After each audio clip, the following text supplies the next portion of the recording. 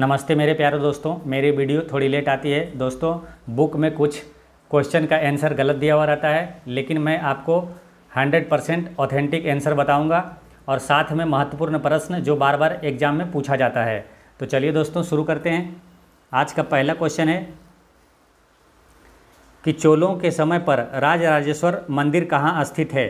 तो इसका correct answer है दोस्तों तंजावुर में। राजराजेश्वर मंदिर तमिलनाडु के तंजावुर में स्थित है। एक क्वेश्चन पूछा जाता है आपसे कि राजराजेश्वर मंदिर को किसने बनाया, तो राजराज प्रथम ने बनाया था, जो चोल शासक था। नेक्स्ट क्वेश्चन है कौन से अनुच्छेद के अंतर्गत भारत का सर्वोच्च न्यायालय नागरिकों के मौलिक अधिकारों की रक्षा करता है। इसका करेक्ट आंसर है ऑप्शन नंबर सी, अनुच्छेद 32 के तहत।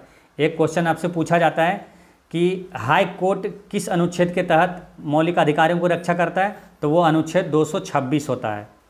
सुप्रीम कोर्ट अनुच्छेद 32 और हाई कोर्ट अनुच्छेद 226। और एक क्वेश्चन आपसे और पूछा जाता है यहाँ कि सुप्रीम कोर्ट किस अनुच्छेद के तहत रीट जारी करता है। तो सुप्रीम कोर्ट रीट जारी करता है अनुच्छेद 32 के तहत, और उच्च न्यायालय जो हाई कोर्ट है वो रीट जारी करता है अनुच्छेद 226 के तहत। ये ध्यान रखना है। नेक्स्ट क्वेश्चन है दोस्तों कि सत्यमेव जयते किस उपनिषद से लिया गया है। तो इसका करेक्ट आंसर है मुंडको उपनिषद से लिया गया है। भारत का राष्ट्रीय आदर्श वाक्य पूछेगा क्या है, तो वो सत्यमेव जयते है, सत्य की जीत होती है। नेक्स्ट क्वेश्चन है निम्नलिखित में से कौन संस्कृत भाषा का पहला व्याकरणविद थे। तो इसका करेक्ट आंसर है पाणिनि। पाणिनि जो थे पहले व्याकरणविद थे संस्कृत भाषा के। एक अति महत्वपूर्ण क्वेश्चन यहाँ पूछा जाता है कि अष्टाध्यायी के लेखक कौन है। तो अष्टाध्यायी के लेखक है पाणिनि। इसे याद कैसे रखना है, अष्टाध्यायी, अष्ट को आप कष्ट स्वर में आप क्या कष्ट उच्चारण कीजिए, अष्टाध्यायी कष्टाध्यायी, यानी कष्ट किसी को होगा तो उसे पानी देंगे। इस तरह रिलेट करके याद कर लेना है। अष्टाध्यायी को आप बोलेंगे कष्टाध्यायी, कष्ट होगा तो पानी देंगे, यानी अष्टाध्यायी के लेखक पाणिनि। आपको जब भी क्वेश्चन आएगा आप टिक कर देंगे आराम से। नेक्स्ट क्वेश्चन है निम्नलिखित में से कौन एक सिंधु घाटी सभ्यता के खोजकर्ता थे। तो इसका करेक्ट आंसर है दयाराम साहनी ने। सिंधु घाटी की खोज किसने किया, दयाराम साहनी ने 1921 ईस्वी में। ये भी ध्यान रखना है। नेक्स्ट क्वेश्चन है कि बिहार जन नाट्य संघ बिहार के किस जिले में है। तो इसका करेक्ट आंसर है ऑप्शन नंबर बी, पटना में है। नेक्स्ट क्वेश्चन है कि दादा साहेब फाल्के ने किस वर्ष अपनी पहली फीचर फिल्म तैयार की थी। तो इसका करेक्ट आंसर है 1913 में। एक क्वेश्चन आपसे पूछा जाता है कि भारत की पहली मूक फिल्म कौन थी, तो राजा हरिश्चंद्र। और भारत की पहली बोलती फिल्म कौन थी, तो आलम आरा। इसे रिलेट करना, बोलती आलम आरा, और मूक फिल्म राजा हरिश्चंद्र। नेक्स्ट क्वेश्चन है निम्नलिखित में से नृत्य का शास्त्रीय रूप कौन सा है। इसका करेक्ट आंसर है मणिपुरी। मणिपुरी एक शास्त्रीय नृत्य है, बाकी ये मयूरभंज का छऊ, भांगड़ा और चांग ये सब लोक नृत्य है। ये ध्यान रखना है। नेक्स्ट क्वेश्चन है 1984 यानी कि 1984 पुस्तक के लेखक कौन है। तो इसका करेक्ट आंसर है जॉर्ज ऑरवेल। 1984 पुस्तक के लेखक है जॉर्ज ऑरवेल। नेक्स्ट क्वेश्चन देखेंगे भारत के किस राज्य में सबसे पहले जमींदारी उन्मूलन कानून बना। तो इसका करेक्ट आंसर है बिहार में। सबसे पहले बिहार में ही जमींदारी उन्मूलन कानून बना था। नेक्स्ट क्वेश्चन है कि बिहार में पहली बार राष्ट्रपति शासन कब लगाया गया था। इसका करेक्ट आंसर है 29 जून 1968 को पहली बार राष्ट्रपति शासन लगा। अगर आपसे पूछ लिया जाए कि अब तक बिहार में कितनी बार राष्ट्रपति शासन लगा, तो 8 बार लगा। ये ध्यान रखना है। नेक्स्ट क्वेश्चन है ब्लैक होल एपिसोड किस युद्ध के पहले की घटना है। तो इसका करेक्ट आंसर है पलासी युद्ध। पलासी युद्ध के पहले ब्लैक होल की घटना हुई थी। ब्लैक होल की घटना 20 जून 1756 में हुआ था, और पलासी का युद्ध 1757 में हुआ था। नेक्स्ट क्वेश्चन है बिहार कितने देशांतर तक स्थित है। तो इसका करेक्ट आंसर है 83 डिग्री 19 मिनट 50 सेकेंड से 88 डिग्री 17 मिनट 40 सेकेंड पूर्वी देशांतर। ये हो गया पूर्व देशांतर में स्थित है बिहार। 83 डिग्री 19 मिनट 50 सेकेंड से 88 डिग्री 17 मिनट 40 सेकेंड। अगर आपसे पूछ लिया जाए कि अक्षांशीय विस्तार क्या है बिहार का, तो बिहार का अक्षांशीय विस्तार हो जाएगा 24 डिग्री 20 मिनट, ऐसे लिख देंगे 24 डिग्री 20 मिनट से 27 डिग्री 31 मिनट 15 सेकेंड उत्तरी अक्षांश, ये इसका विस्तार है। नेक्स्ट क्वेश्चन है, निम्नलिखित में से कौन से युद्ध ने अवध के नवाब को ईस्ट इंडिया कंपनी पर आश्रित बना दिया था? इसका करेक्ट आंसर है ऑप्शन नंबर ए, बक्सर के युद्ध में। दोस्तों बक्सर का युद्ध हुआ कब था ये पूछेगा तो 1764 में हुआ था, और ये इलाहाबाद की संधि 1765 में हुआ, उसी के तहत अवध के नवाब को ईस्ट इंडिया कंपनी पर आश्रित बना दिया था। नेक्स्ट क्वेश्चन है, निम्नलिखित में से कौन आईएनए से संबंधित नहीं थे? तो आईएनए मतलब Indian national army, Azad Hind फौज, तो इसका करेक्ट आंसर हो जाएगा ऑप्शन नंबर डी, ये आरसी दत्त, ये आईएनए से संबंध नहीं थे। नेक्स्ट क्वेश्चन है, निम्नलिखित में से कौन से एक क्रांतिकारी थे जो बाद में एक योगी और दार्शनिक बन गए? इसका करेक्ट आंसर है अरबिंदो घोष, ये क्रांतिकारी थे लेकिन बाद में ये सन्यास बन गए थे। और एक क्वेश्चन आपसे पूछा जाता है कि ओरीविले आश्रम कहाँ है? तो ये क्या है, क्रांतिकारी जब थे ये तो फिर छोड़ के ये पुदुचेरी चल गए थे, वहीं पे ये ओरीविले आश्रम की स्थापना किया था। तो ओरीविले आश्रम कहाँ है ये पूछा जाएगा तो पुदुचेरी में है, और किससे संबंधित है तो अरबिंदो घोष से संबंधित है। नेक्स्ट क्वेश्चन है कि क्रिप्स मिशन, जिसे ब्रिटिश सरकार द्वारा कांग्रेस के नेताओं से बात करने और भारतीय समस्याओं के अंतिम समाधान हेतु प्रस्ताव करने हेतु भेजा गया था, भारत में कब आया? तो इसका करेक्ट आंसर हो जाएगा मार्च 1942 में। मतलब क्रिप्स मिशन भारत कब आया? तो मार्च 1942 में। नेक्स्ट क्वेश्चन है, टीपू सुल्तान की मृत्यु 1799 ईस्वी में कौन से युद्ध में हुई थी? तो इसका करेक्ट आंसर है श्रीरंगपट्टनम के युद्ध में हुआ था। टीपू सुल्तान की मृत्यु श्रीरंगपट्टनम के युद्ध में हो गया था, और ये चतुर्थ आंग्ल मैसूर युद्ध के दौरान हुआ था, ये ध्यान रखना है। नेक्स्ट क्वेश्चन है, बिहार में जनसंख्या की दृष्टि से निम्न में से सबसे बड़ा जिला कौन सा है? तो जनसंख्या की दृष्टि से सबसे बड़ा जिला है पटना। अगर सबसे छोटा जिला पूछे जनसंख्या की दृष्टि से तो शेखपुरा है। नेक्स्ट क्वेश्चन है, द्वितीय आंग्ल मैसूर युद्ध किस संधि के तहत समाप्त हुआ था? इसका करेक्ट आंसर है मंगलोर की संधि के तहत समाप्त हुआ था। मंगलोर की संधि 1784 में हुआ था। और द्वितीय आंग्ल मैसूर युद्ध पूछेगा किसके किसके बीच हुआ? तो अंग्रेजों की तरफ से आयरकुट थे और टीपू सुल्तान के बीच हुआ था। नेक्स्ट क्वेश्चन है, निम्नलिखित में से कौन हिंद महासागर तटीय क्षेत्र सहयोग संघ का सदस्य नहीं है? इसका करेक्ट आंसर है अफगानिस्तान इसका सदस्य नहीं है। दोस्तों ये महासागर हिंद महासागर तटीय क्षेत्रीय सहयोग संघ में वर्तमान में टोटल 21 सदस्य देश है, ये ध्यान रखना है। नेक्स्ट क्वेश्चन है कि डेथ वैली किस देश में स्थित है? तो इसका करेक्ट आंसर है ऑप्शन नंबर डी, अमेरिका में है। डेथ वैली अमेरिका में है। नेक्स्ट क्वेश्चन है, निम्नलिखित में से कौन ब्रिक्स से जुड़ने वाला पांचवा देश था? तो पांचवा देश कौन है? ये एस यानी साउथ अफ्रीका।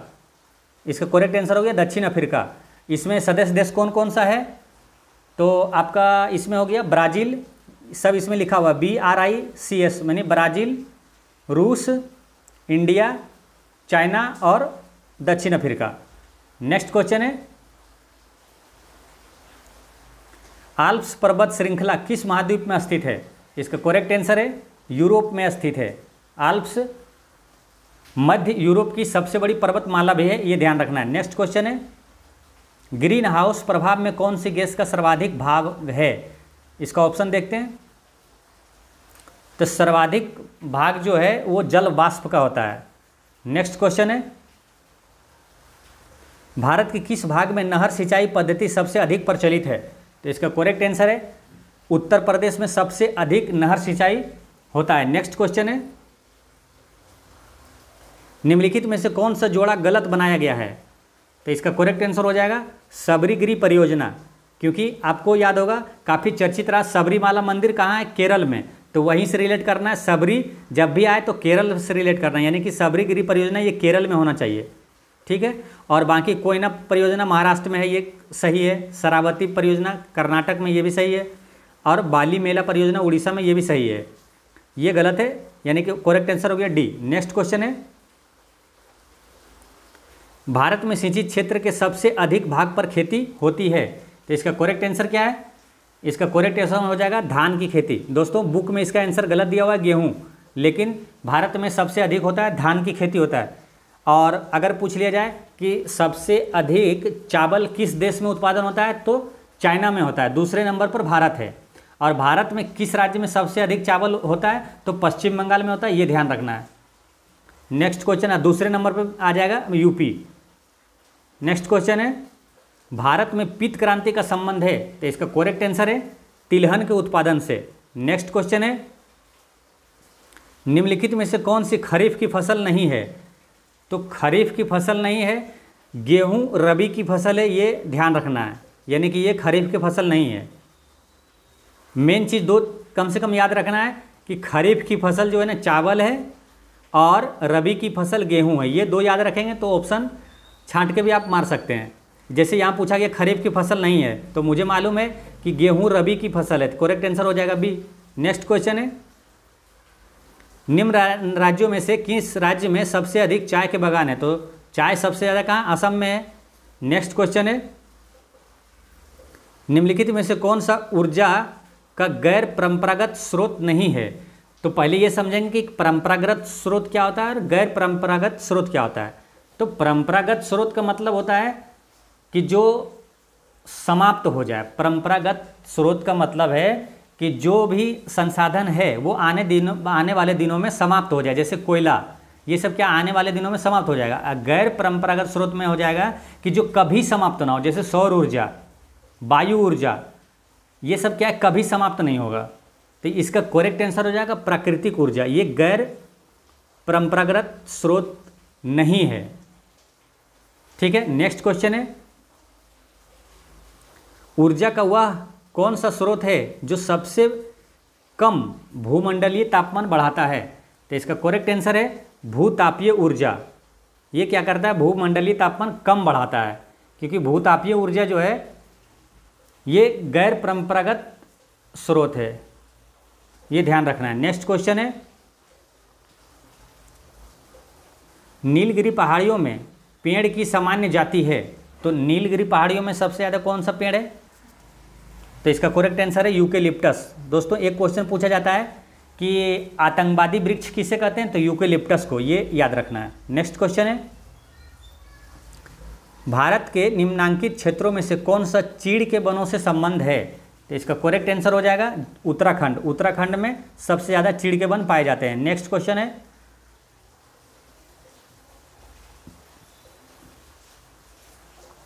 भारत में कब से रुपया चालू खाते पर पूर्ण रूप से परिवर्तनीय हो गया, तो इसका करेक्ट आंसर है 1994 से।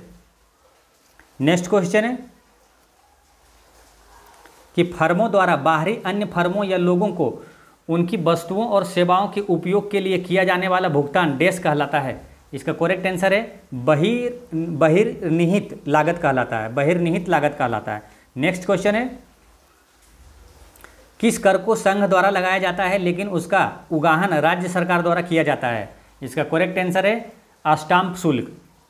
नेक्स्ट क्वेश्चन है कि मुद्रास्फीति आती है जब समग्र आपूर्ति, तो इसका आंसर क्या होगा, तो इसका करेक्ट आंसर हो जाएगा ऑप्शन नंबर बी, जब समग्र मांग से कम हो। जब समग्र आपूर्ति समग्र मांग से कम हो तो मुद्रास्फीति आती है। नेक्स्ट क्वेश्चन है, बैंकों में लोकपाल की क्या भूमिका होती है, तो इसका करेक्ट आंसर है ग्राहकों की शिकायतों का तेजी से निवारण एवं गुणवत्ता उपलब्ध कराना। नेक्स्ट क्वेश्चन है, गठबंधन सरकार के बारे में निम्न में से कौन सा सही है, तो इसका करेक्ट आंसर है ऑप्शन नंबर ए, शक्तियों को विभिन्न स्तरों पर साझा करना, ये गठबंधन सरकार होता है।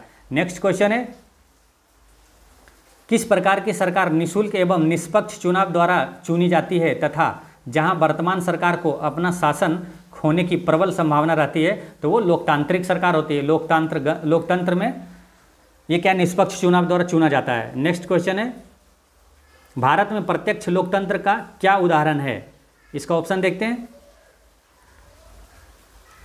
प्रत्यक्ष लोकतंत्र का क्या उदाहरण है? तो इसका करेक्ट आंसर हो जाएगा ग्राम सभा। नेक्स्ट क्वेश्चन है, लोकतांत्रिक संस्थाओं के विकास में निम्न में से क्या आवश्यक है? इसका करेक्ट आंसर है व्यक्तिगत अधिकारों का सम्मान। लोकतांत्रिक संस्थाओं का विकास में आवश्यक क्या है कि व्यक्तिगत अधिकारों का सम्मान होना चाहिए। नेक्स्ट क्वेश्चन है, किस वर्ष तक भारत में एक पार्टी का प्रभुत्व था? तो इसका करेक्ट आंसर है 1977 तक। स्वतंत्रता के बाद से 1977 तक कांग्रेस पार्टी की सरकार रही थी, फिर 1977 में जनता पार्टी की सरकार बनी थी। नेक्स्ट क्वेश्चन है, भारत और पाकिस्तान के बीच शिमला संधि पर हस्ताक्षर किए जाने का वर्ष है, यानी कि शिमला संधि कब हुआ? तो इसका करेक्ट आंसर है 1972 में हुआ था। और एक क्वेश्चन है कि पूछा जाता है कि शिमला सम्मेलन कब हुआ? तो ये कन्फ्यूजन वाला है। और दोस्तों ये ध्यान रखना कि कन्फ्यूजन वाला जो भी क्वेश्चन है वो ही एग्जाम में निश्चित रूप से पूछा जाता है। जैसे शिमला संधि आप याद करके गए, लेकिन वहाँ पूछ देगा शिमला सम्मेलन, तो आपको समझ में याद नहीं रहेगा, तो वो भी यही टिक कर दीजिएगा। इसलिए ध्यान रखना है दोनों साथ में कि शिमला संधि जो हुआ 1972 में और शिमला सम्मेलन हुआ 1945 में। तो देखिए शिमला सम्मेलन, तो लो का ज़्यादा वॉइस आ रहा है ना, 45 ऐसे रिलेट करके याद कर लेना है। शिमला समझौता 1972 और शिमला सम्मेलन 1945। नेक्स्ट क्वेश्चन है, मंडल आयोग रिपोर्ट किससे संबंधित है? तो इसका करेक्ट आंसर है अन्य पिछड़े वर्गों से संबंधित है। नेक्स्ट क्वेश्चन है, किस राज्य के अंदर बोडोलैंड प्रादेशिक परिषद एक स्वायत्त शासी निकाय बनाया गया था? इसका करेक्ट आंसर है असम में। नेक्स्ट क्वेश्चन है, 49 है कि भारत में वर्ष 2009 में निम्नलिखित में से किस उच्च न्यायालय ने समलैंगिक संबंधों को कानूनी करार दिया था? तो इसका करेक्ट आंसर है ऑप्शन नंबर सी, दिल्ली उच्च न्यायालय ने समलैंगिक संबंधों को कानूनी करार दिया था।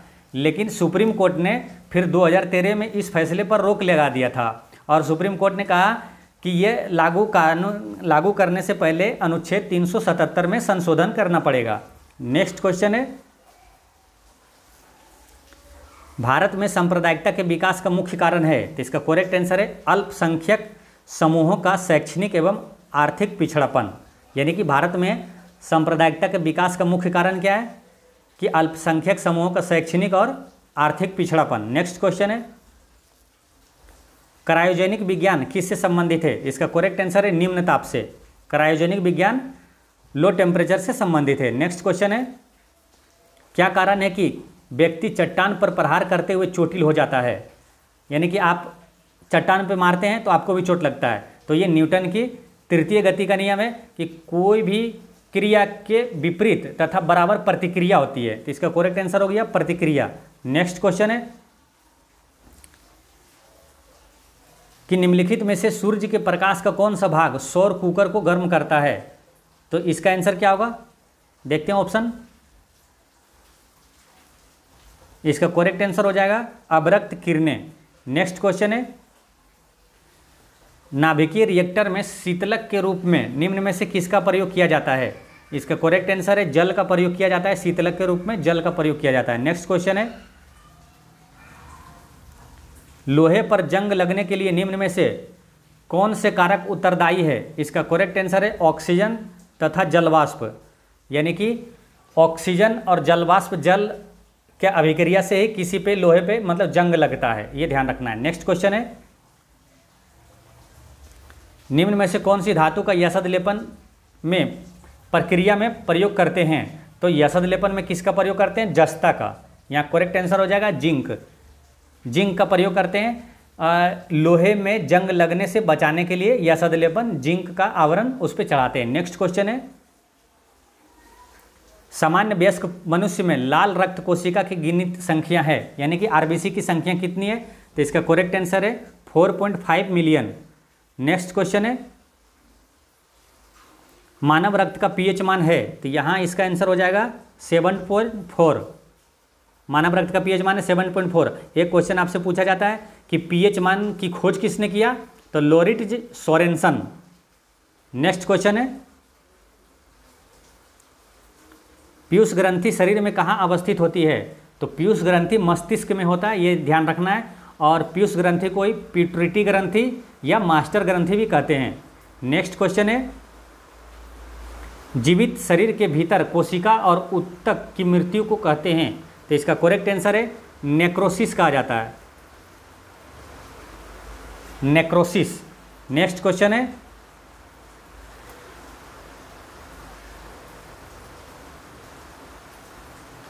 भारतीय स्वतंत्रता आंदोलन के संदर्भ में उषा मेहता की ख्याति है। तो इसका करेक्ट आंसर है भारत छोड़ो आंदोलन के दौरान गुप्त कांग्रेस रेडियो चलाने हेतु। दोस्तों ये उषा मेहता ने क्या भूमिगत और कांग्रेस रेडियो को संचालन किया था। नेक्स्ट क्वेश्चन है, वर्ष 1932 में महात्मा गांधी ने मरण पर्यंत उपवास प्रधानतः इसलिए किया कि, इसका ऑप्शन देखते हैं,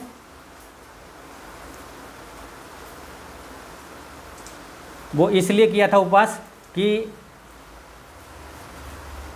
रैमजे मैकडोनाल्ड जो हैं, रैमजे मैकडोनाल्ड ने सांप्रदायिक अधिनिर्णय की घोषणा की, इसके विरुद्ध में किए थे। नेक्स्ट क्वेश्चन है,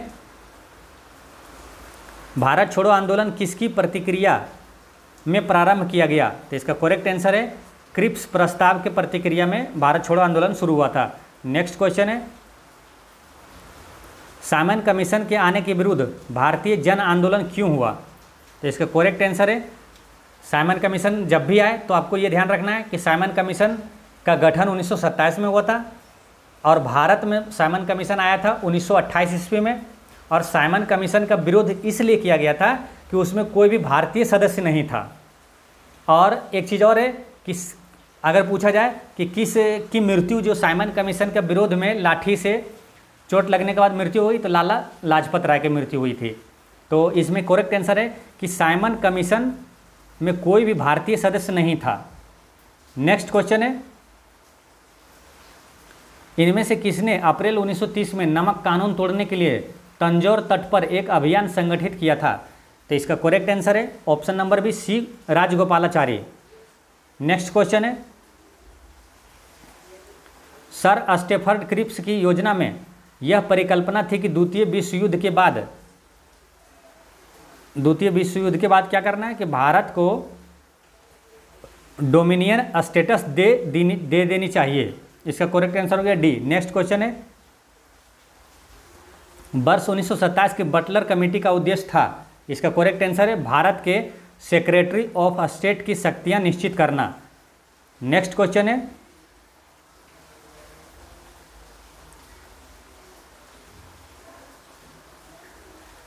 वर्ष 1929 का व्यापार विवाद अधिनियम निम्नलिखित में से किसका उपलब्ध करता है।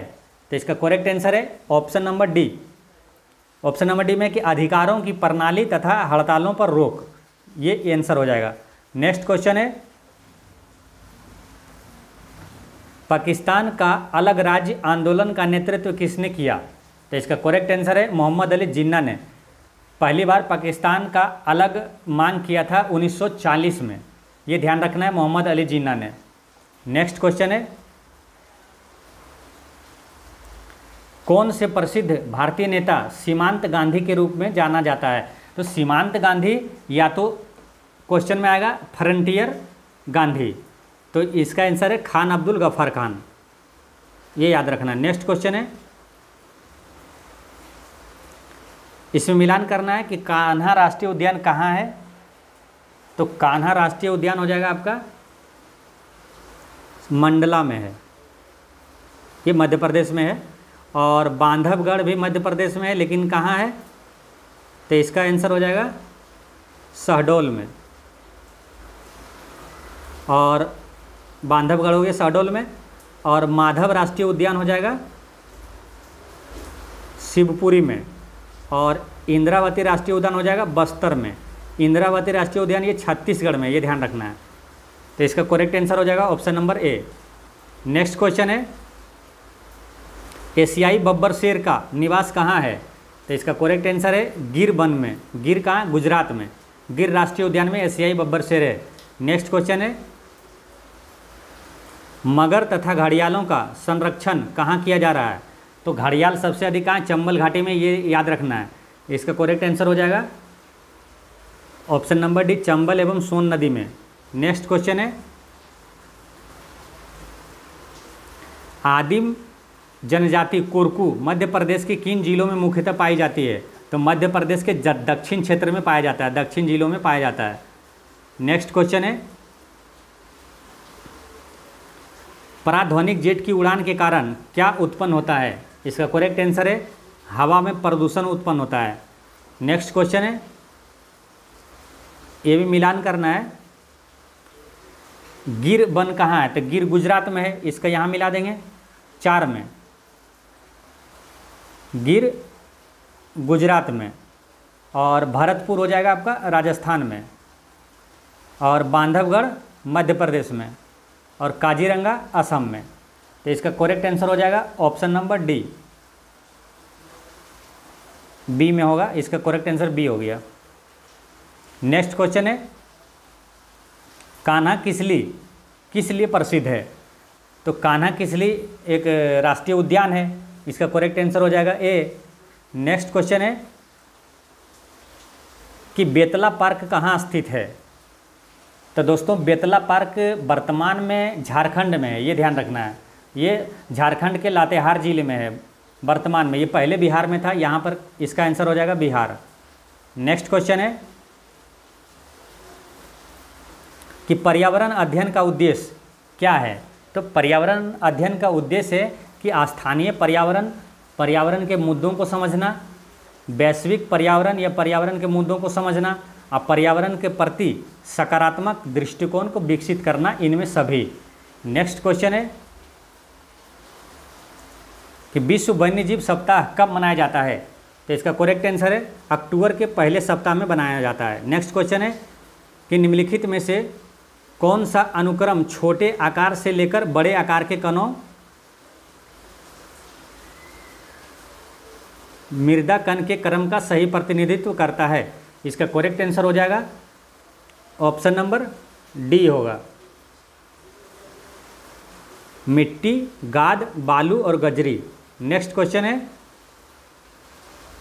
डैश प्रदूषण की डिग्री या तीव्रता को कम कर रहा है या समाप्त कर रहा है? तो इसका करेक्ट आंसर है उपशमन। उपशमन क्या है कि प्रदूषण की डिग्री या तीव्रता को कम कर रहा है। नेक्स्ट क्वेश्चन है, निम्नलिखित में से कौन सा विकल्प जड़ों का समूह है?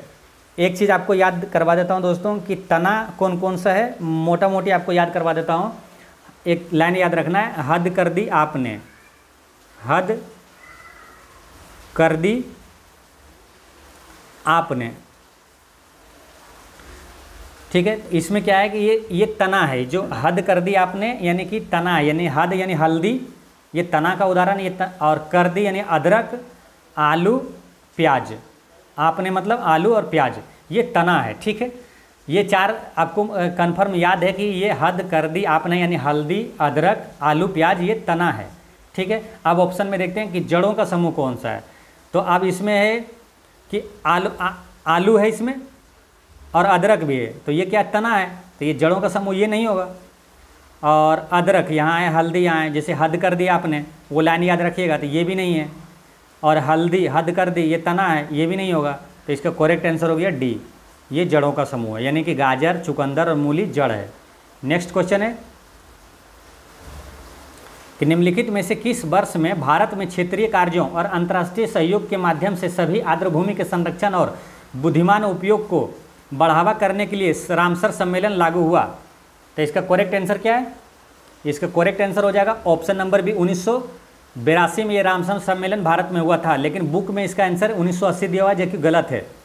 नेक्स्ट क्वेश्चन है, भारत में आवासीय क्षेत्रों के लिए निर्धारित दिन का शोर मानक क्या है? इसका करेक्ट आंसर है 55 डेसिबल। भारत में आवासीय क्षेत्रों में निर्धारित दिन का मानक शोर क्या है? तो शोर मानक है 55 डेसिबल। अगर आपसे पूछा जाएगा कि WHO के द्वारा स्वास्थ्य के लिए सबसे सूटेबल जो कितना डेसिबल निर्धारित किया गया, तो 45 डेसिबल, ये ध्यान रखना है। नेक्स्ट क्वेश्चन है,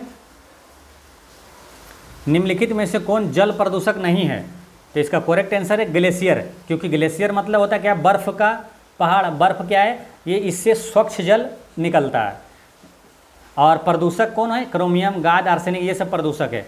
यहाँ करेक्ट आंसर हो गया सी। नेक्स्ट क्वेश्चन है जैव रासायनिक ऑक्सीजन मांग से निम्नलिखित में से किसकी माप की जाती है?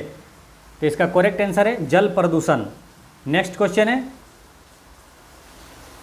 श्वसन तंत्र से संबंधित विभिन्न रोग किस प्रकार के प्रदूषण के कारण होते हैं? दोस्तों, श्वसन तंत्र से संबंधित रोग ये वायु प्रदूषण के कारण होगा, क्योंकि सांस लेंगे तो श्वसन तंत्र के द्वारा होगा, तो ये प्रदूषण वायु प्रदूषण के कारण होगा, ठीक है।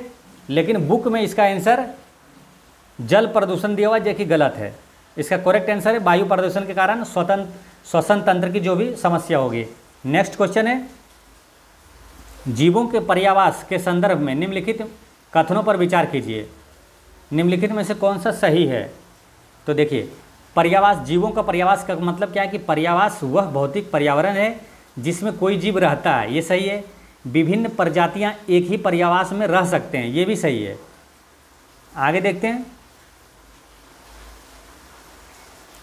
संपूर्ण जैविक समुदाय द्वारा अध्यासित क्षेत्र पर्यावास को इंगित करते हैं, ये भी सही है। इसका करेक्ट आंसर हो गया उपरोक्त सभी। नेक्स्ट क्वेश्चन है, वायुमंडल की एक परत क्षोभ मंडल के संदर्भ में निम्नलिखित में से कौन सा सही नहीं है? तो इसका करेक्ट आंसर है, पहले ऑप्शन देखते हैं, इसका विस्तार 80 किलोमीटर की ऊंचाई तक है, ये सही है, क्षोभ मंडल के बारे में है। और इस मंडल में ऊंचाई के साथ तापमान में कमी आती है, ये भी सही है। और इसकी ऊपरी सीमा को मध्य सीमा कहते हैं, ये भी सही है। और आगे है कि अधिकांश वायुयान इसी मंडल से होकर गुजरते हैं, ये गलत है। वायुयान जितने भी चलती है वो समताप मंडल में चलते हैं, ये ध्यान रखना है। इसका करेक्ट आंसर हो गया ऑप्शन नंबर डी। दोस्तों, पिछले वीडियो में मैंने आपसे क्वेश्चन पूछा था कि चंद्रयान 2 कब लॉन्च किया गया था? तो इसरो द्वारा चंद्रयान 2 लॉन्च किया गया था 22 जुलाई 2019 को। और आज का क्वेश्चन है कि इसरो ने चंद्रयान 3 कब लॉन्च किया? तो दोस्तों, इसका आंसर आप कमेंट में दीजिएगा, और कोई भी डाउट हो तो आप कमेंट में पूछिएगा। जय हिंद दोस्तों।